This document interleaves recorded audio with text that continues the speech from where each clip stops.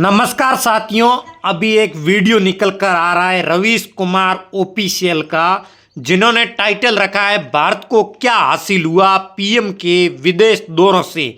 आपको बता दें, रवीश कुमार का कहना है भारत के प्रधानमंत्री विदेश दौरों से भारत को क्या मिला, और उसको लेकर उन्होंने वीडियो अपलोड किया है जिसमें उन्होंने पूरी बात भी बताई है।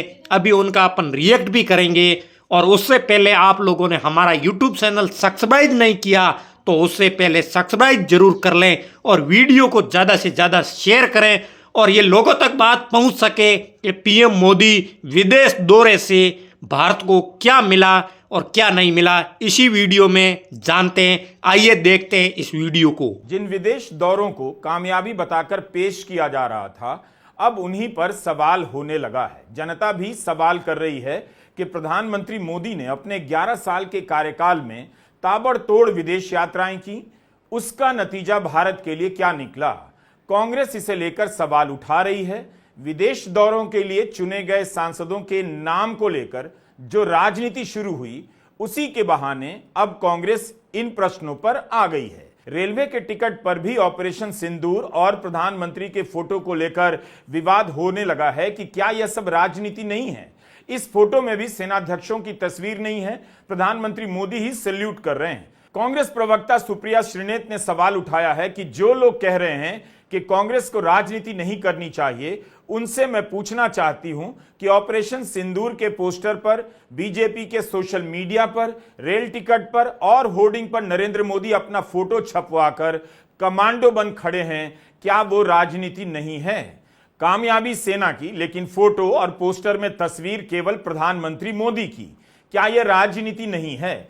इन तस्वीरों का यही मतलब है कि बीजेपी को इस ऑपरेशन का राजनीतिक लाभ जल्द से जल्द लेना है, वरना सेना के तीनों अंगों के प्रमुखों की तस्वीर होती, या कम से कम उन सैनिकों की तस्वीर जो देश के लिए शहीद हुए हैं, मगर केवल एक और एक चेहरा प्रधानमंत्री मोदी का। इसी तरह विदेश नीति का एक ही चेहरा प्रधानमंत्री नरेंद्र मोदी।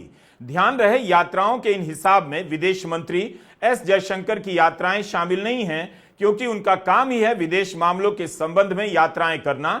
लेकिन जिस तरह से प्रधानमंत्री मोदी यात्राएं करने लगे, उससे लगने लगा कि मोदी सरकार की विदेश नीति का चेहरा एकमात्र वही है। सवाल पूछा जा रहा है कि ऑपरेशन सिंदूर के बाद सांसदों की 7 टीमों को 32 देशों में क्यों भेजा जा रहा है? क्या प्रधानमंत्री मोदी की विदेश यात्राओं से कुछ नहीं मिला? अगर नहीं मिला तो पक्ष विपक्ष के 59 सांसदों की टीम क्या हासिल कर लेगी? आमतौर पर विदेश नीति की घरेलू राजनीति में समीक्षा नहीं होती, लेकिन घरेलू राजनीति में प्रधानमंत्री मोदी के विदेश दौरों और विदेश नीति को जमकर इस्तेमाल किया जाता है। गोदी मीडिया और बीजेपी ने गांव-गांव तक इन यात्राओं को कामयाबी के रूप में पहुंचाया है। इस लिहाज से विदेश नीति पर बात करने का यही सही समय है। इसका दर्शक वर्ग अब दिल्ली से निकलकर गांव में फैल गया है। जो जनता यात्राओं को कामयाबी मान बैठी थी, वही जनता पूछ रही है कि इन यात्राओं का रिजल्ट क्या निकला। ऐसा नहीं है कि विपक्ष ने पहले सवाल नहीं उठाए, लेकिन इस बार यह सवाल जनता के बीच से भी आ रहा है कि इतनी विदेश यात्राओं का लाभ क्यों, क्या मिला? भारत क्यों अकेला नजर आ रहा है?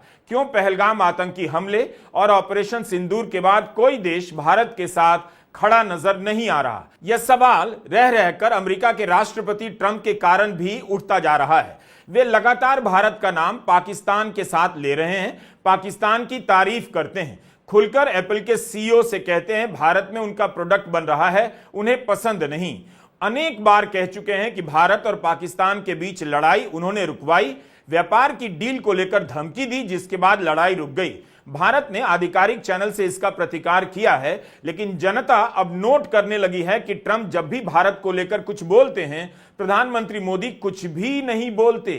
भारतीय नागरिकों को हथकड़ियां पहनाकर भारत भेज दिया अमेरिका ने, तब भी प्रधानमंत्री मोदी ने कुछ नहीं बोला, विदेश मंत्री ने भी चुप्पी साध ली, जबकि इन्हीं ट्रंप को माई फ्रेंड कहा जाता रहा। गोदी मीडिया में जश्न का माहौल था जब ट्रंप दूसरी बार जीते।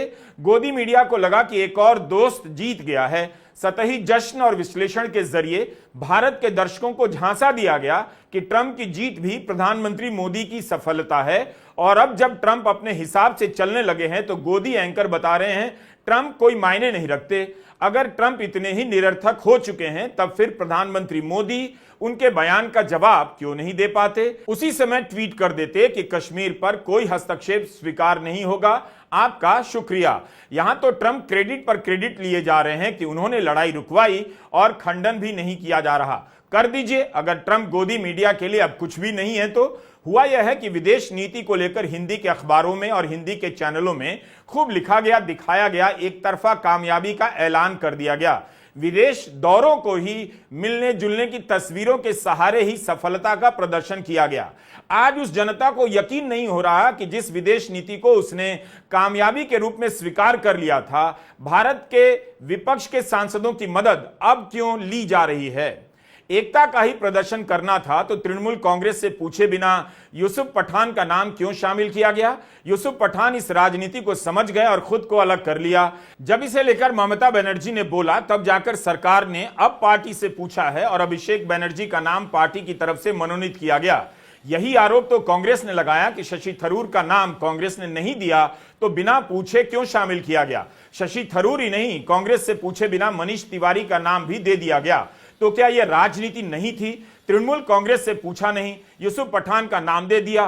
कांग्रेस से पूछा और जो नाम दिया गया उसमें से शामिल नहीं किया गया। गौरव गोगोई, सैयद नसीर हुसैन और अमरिंदर सिंह राजा वारिंग को प्रतिनिधिमंडल में शामिल नहीं किया गया।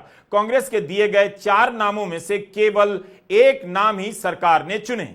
जाहिर है जब इस तरह की सतही राजनीति होगी तो कांग्रेस भी सवाल करेगी कि आपको यह सब करने की जरूरत क्यों पड़ रही है। जिस तरह से शशि थरूर का चुनाव कर कांग्रेस को चिढ़ाने की कोशिश की गई, उसी तरह कांग्रेस भी अब इस प्रतिनिधिमंडल में जाने वाले सांसदों के नाम को लेकर सवाल करने लगी है। बीजेपी के सांसद निशिकांत दुबे कुछ ही दिन पहले सुप्रीम कोर्ट में वक्फ कानून की सुनवाई पर इनका बयान था कि सुप्रीम कोर्ट गृह युद्ध के लिए जिम्मेदार होगा। उनके इस बयान पर सुप्रीम कोर्ट ने फटकार लगाई है।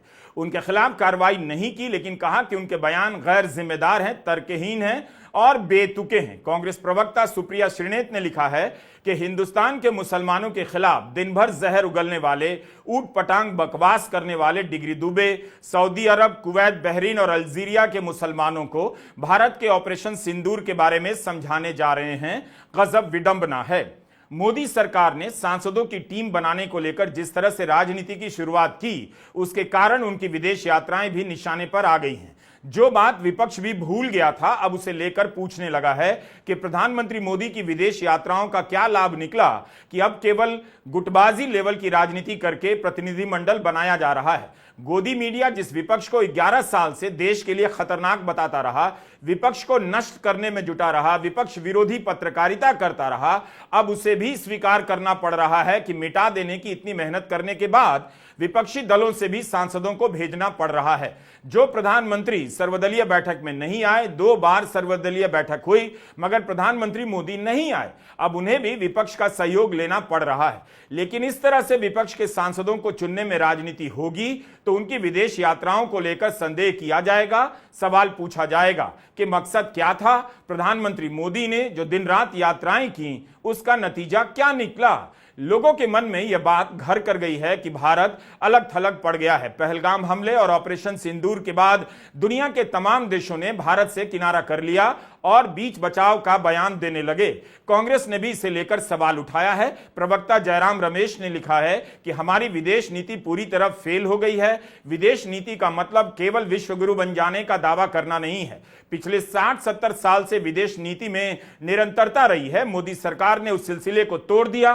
प्रधानमंत्री मोदी ने ऑस्ट्रेलिया, जर्मनी, दक्षिण कोरिया, चीन, कतर, लंदन और अमेरिका जाकर कांग्रेस और कांग्रेस नेताओं पर टिप्पणियां की। हम इसकी बात नहीं कर रहे, लेकिन जहां भी वे पिछले 11 साल में गए कांग्रेस को बदनाम किया है। हमारी विदेश नीति कहां है? अगर आपकी विदेश नीति इतनी मजबूत थी तो इस प्रतिनिधिमंडल को भेजने की जरूरत नहीं पड़ती। अमेरिका का उदाहरण तो है जिसका जिक्र हमने किया, लेकिन दूसरे और कौन से ऐसे देश हैं जिन्होंने भारत का खुलकर साथ नहीं दिया? और अब 59 सांसदों का जो दल 32 देशों की यात्राओं पर जा रहा है उससे क्या बदल जाने वाला है? ऑपरेशन सिंदूर से पहले और बाद में विदेश मंत्री एस जयशंकर ने Japan, France, Germany, Spain, Qatar के विदेश मंत्रियों के साथ खुद बात की। राष्ट्रीय सुरक्षा सलाहकार अजित डोभाल भी कई देशों के सुरक्षा सलाहकारों से बात कर रहे थे। इनमें रूस, चीन, जापान, फ्रांस और अमेरिका भी शामिल है। इन देशों के प्रधानमंत्रियों और राष्ट्रपतियों के साथ प्रधानमंत्री मोदी ने भी बात की। मीडिया रिपोर्ट के अनुसार भारत ने 70 देशों के सैनिक और रक्षा सलाहकारों को ब्रीफ किया, ऑपरेशन सिंदूर के बारे में बताया। तो ऐसा नहीं था कि भारत ने दुनिया के देशों से संपर्क नहीं किया। प्रधानमंत्री मोदी, विदेश मंत्री एस जयशंकर, राष्ट्रीय सुरक्षा सलाहकार अजित डोभाल ने जो हासिल नहीं किया, वो सांसदों की टीम क्या हासिल करने वाली है, यह सवाल पूछा जा रहा है। प्रधानमंत्री मोदी ने विदेश यात्राओं को अपनी राजनीतिक सफलता के रूप में पेश किया है। इस बात पर जोर दिया गया कि कहां कहां भारत के प्रधानमंत्री का पहला दौरा हुआ और वहां उनके स्वागत में कितने लोग आए, जबकि वहां आने वाले ज्यादातर भारतीय और भारतीय मूल के लोग थे। फिर भी इस तरह से पेश किया गया कि उस देश में भव्य स्वागत हुआ और उस देश के लोग भी स्वागत करने सड़कों पर आए। कई जगहों को लेकर रिपोर्ट छपी है कि प्रधानमंत्री के दौरे पर उन देशों में रहने वाले भारतीयों को बुलाकर मोदी मोदी करवाया गया, रैली का समा बांधा गया। इन आयोजनों के खर्चे को लेकर भी सवाल उठते रहे। 2014 में प्रधानमंत्री बनने के बाद से लेकर आज तक प्रधानमंत्री मोदी 89 बार विदेश दौरे पर गए।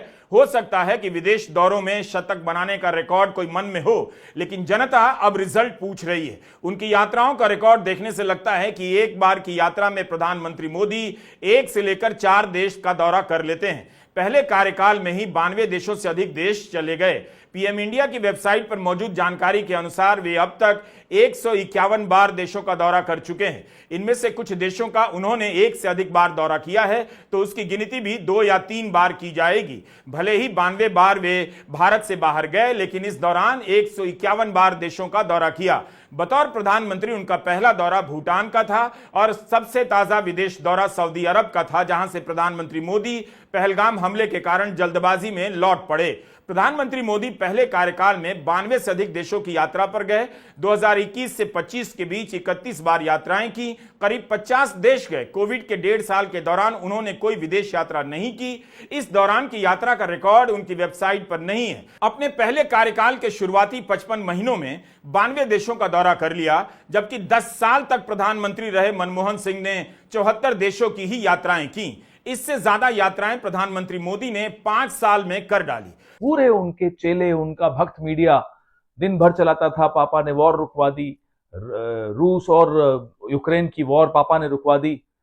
और जब अपने देश की बारी आई, जब पाकिस्तान से हमारी जंग छिड़ी, आप उसको जंग कहें, आप उसको आतंकियों के ठिकाने पे हमला कहें, जो भी कहें, एक भी देश भारत के साथ खड़ा हुआ नहीं दिखा। छोड़िए बाकी देशों को, नेपाल तक ने एक स्टेटमेंट नहीं दिया, भूटान ने स्टेटमेंट नहीं दिया, कोई आपके साथ नहीं खड़ा था। हमारे जो कन्वेंशनल रूप से पारंपरिक मित्रताएं जिन देशों से है, वो तक नहीं बोले। जिन देशों के साथ हमने अरबों रुपए का व्यापार किया, तेल खरीदा, हथियार खरीदे, एक शब्द उनमें से एक भी देश ने नहीं बोला। क्या यह विदेश नीति की चूक नहीं है? क्या इसमें कोई सीएजी रिपोर्ट आएगी कि साहब इतना अरबों रुपए का खर्च हुआ, प्रचार हुआ, विदेश यात्राएं हुई, लेकिन भारत को क्या मिला? ये सवाल हम बार बार पूछते थे। प्रधानमंत्री की छवि से कहीं ज्यादा महत्वपूर्ण भारत के हित होते हैं। क्या विदेश नीति में भारत के हित सिद्ध हो रहे हैं या नहीं? प्रधानमंत्री जा जाकर विजय चौथाई वाला कोई है इनके, बसें भर भर के इवेंट करवाते थे, कभी अमेरिका में, कभी कनाडा में, कभी इंग्लैंड में, ऑस्ट्रेलिया में, जहां जाते प्रधानमंत्री वहां बड़े बड़े इवेंट्स करते और डंका बजाते, मैं विश्व गुरु बन गया। विश्व गुरु की असलियत ऑपरेशन सिंदूर के दौरान भारत के अलग थलग पड़ने पर खुल गई। प्रधानमंत्री मोदी की विदेश यात्राएं तब भी खटक रही थीं, क्योंकि उसी समय इन यात्राओं के नतीजे पर बात नहीं हो रही थी। केवल स्वागत हुआ, भीड़ आई, तालियां बजी, इसी सब के कवरेज से यात्रा की बात समाप्त कर दी जाती थी। धीरे धीरे विपक्ष ने संसद में उनकी यात्राओं के खर्चे का हिसाब मांगना शुरू कर दिया। जून 2014 से दिसंबर 2018 के बीच प्रधानमंत्री मोदी के दौरों पर कुल मिलाकर 2021 करोड़ का खर्चा आया। हर यात्रा पर औसतन 22 करोड़ खर्च हुआ। यह जानकारी तत्कालीन विदेश राज्य मंत्री वीके सिंह ने आम आदमी पार्टी के सांसद संजय सिंह के सवाल के जवाब में दिसंबर 2018 में राज्यसभा में दी थी। कांग्रेस अध्यक्ष मल्लिकार्जुन खड़गे ने राज्यसभा में इन खर्चों को लेकर सवाल पूछा। विदेश राज्य मंत्री पवित्रा मार्गेरिटा ने मार्च महीने में इन सवालों का जवाब देते हुए बताया कि मई 2022 से लेकर दिसंबर 2024 के बीच प्रधानमंत्री मोदी ने 38 देशों की यात्राएं की। इन यात्राओं पर 258 करोड़ रुपए खर्च हुए। जून 2023 में प्रधानमंत्री मोदी अमेरिका गए, 22 करोड़ खर्च हुआ। सितंबर 2024 में फिर से अमेरिका गए, तब 15 करोड़ से अधिक खर्च हुआ। मई 2023 के जापान दौरे पर 17 करोड़ से अधिक का खर्चा आया। इसके अलावा प्रधानमंत्री मोदी मई 2022 से लेकर दिसंबर 2024 के बीच फ्रांस गए, डेनमार्क गए, UAE, Nepal, Uzbekistan, Indonesia, Australia, Egypt, South Africa, Greece, Poland, Ukraine, रूस, इटली, ब्राजील और गुयाना का दौरा भी किया। कुल मिलाकर करीब 2.5 साल के दौरान किए गए इन विदेश दौरों पर 258 करोड़ का खर्चा आया। लेकिन इस बार खर्चे की बात नहीं हो रही। सवाल यह हो रहा है कि इतनी बड़ी कवायद का रिजल्ट क्या निकला। प्रधानमंत्री मोदी की विदेश नीति की कभी गंभीर समीक्षा हुई ही नहीं। अलबत्ता स्क्रोल ने बहुत मेहनत से एक रिपोर्ट जरूर छापी कि उनकी कई यात्राओं से पहले और बाद में अदानी समूह को बहुत फायदा हुआ, कोई ना कोई करार मिला। उम्मीद है आपने इस पर 24 सितंबर का हमारा वीडियो देखा होगा।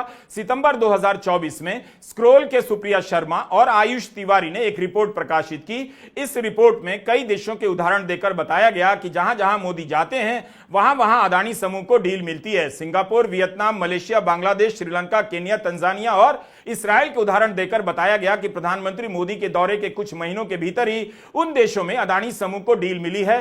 दिसंबर 2024 में कांग्रेस ने इस बारे में एक चार्ट प्रकाशित किया और एक प्रेस कॉन्फ्रेंस में प्रधानमंत्री के दौरों से अदानी समूह को होने वाले कथित फायदे के बारे में भी बात की थी।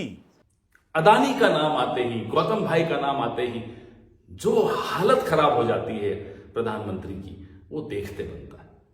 चलिए, वो उनका निजी मामला है, उनके संबंध है, लेकिन किसी को यह हक नहीं बनता कि देश के बाकी देशों से संबंध एक व्यापारी के हितों पर निर्भर करते हो। जो भी देश उस व्यापारी की हां में हां मिलाएंगे, उसको काम देंगे, वो देश फिर देश हमारे भारत की सीमाओं में भी घुस जाएं तो उनको क्लीन चिट दे दी जाती है। और जो देश इंक्वायरी बैठा दें, कोई भ्रष्टाचार की बात कर दें, इस व्यापारी से संबंधित कोई रिपोर्ट निकाल दें, तो उनके खिलाफ षड्यंत्र में शामिल होने का आरोप लग जाता है। ये कहां का न्याय है? ये कहां की विदेश नीति है? मुद्दा यह है कि राजा की जान तोते में है और ये तोता मिर्ची नहीं खाता, ये तोता पोर्ट खाता है, एयरपोर्ट खाता है, बिजली खाता है, कोयला खाता है, शेयर मार्केट में शेयर धारकों का पैसा खाता है। टैक्स पेयर का पैसा इसी तोते के पास जाता है। इस तोते को बचाने के लिए राजा किसी भी सीमा तक जा रहा है। एक होती ना वाई सिक्योरिटी आपने सुनी होगी, जेड सिक्योरिटी सुनी होगी। गौतम भाई को मिली हुई है एम सिक्योरिटी। माधवी सिक्योरिटी नहीं है, यह है मोदी सिक्योरिटी। प्रधानमंत्री मोदी की यात्राओं पर खर्चे का कुछ आंकड़ा तो है, लेकिन आप दावे के साथ नहीं कह सकते कि सारा का सारा हिसाब है। आज जब सांसद दुनिया के दौरे पर जाएंगे तो क्या कहेंगे? क्या सांसदों के पास गोदी मीडिया के कवरेज का कोई बचाव होगा? न्यूयॉर्क टाइम्स, फ्रांस 24, इकोनॉमिस्ट में भारत के गोदी मीडिया के कवरेज पर डिटेल में छप रहा है कि कैसे यहां का मीडिया झूठ बोल रहा था, कैसे अभी भी नफरती बयान दिए जा रहे हैं। फेसबुक पर पोस्ट लिखने के कारण एक प्रोफेसर अली खान महमूदाबाद को उठाकर जेल में बंद कर दिया गया। हम जानते हैं कि पश्चिम का मीडिया इराक युद्ध से लेकर वियतनाम युद्ध तक कई बार झूठ बोल चुका है, लेकिन क्या इस आधार पर भारतीय मीडिया के कवरेज को किसी भी तरह से जायज या सही ठहराया जा सकता है? गोदी मीडिया को लेकर दुनिया के तमाम बड़े अखबारों में आए दिन छप रहा है कि यह मीडिया कितना फ्रॉड हो गया है और इसके कारण भारत की लोकतांत्रिक छवि को गहरा धक्का पहुंच रहा है, जबकि पहले ऐसा नहीं था। भारत के लोकतंत्र की पहचान यहां के मीडिया से भी हुआ करती थी। अब आते हैं G20 के आयोजन और कवरेज को लेकर। उस समय भी विपक्ष ने सवाल उठाया, लेकिन उसके हर सवाल को हताशा का सवाल बताया गया और नरेंद्र मोदी की कामयाबी का। कभी सवाल नहीं किया गया कि G20 के अध्यक्ष बनने में ऐसा क्या खास है जो इतना खर्चीला आयोजन हो रहा है, जबकि G20 के सभी सदस्य देश बारी बारी से इसके अध्यक्ष बनते हैं। लेकिन इस तरह से धूम मचाई गई जैसे सारे देशों ने भारत को ही अपना नेता और विश्वगुरु मान लिया। मान ले तो उससे अच्छी बात क्या हो सकती है, लेकिन झूठी तारीफ की भारत को क्यों जरूरत पड़ रही है? भारत एक महान देश है, उसे झूठ के दम पर महान बताने की कोशिश का कोई मतलब नहीं। G20 के आयोजन के समय तो खर्चे की बाढ़ आ गई। G20 के प्रतिनिधियों को पूरे देश की सैर कराई गई, राज्य सरकारों का भी खर्चा आया होगा, उस समय भी खर्चे को लेकर सवाल उठ रहे थे।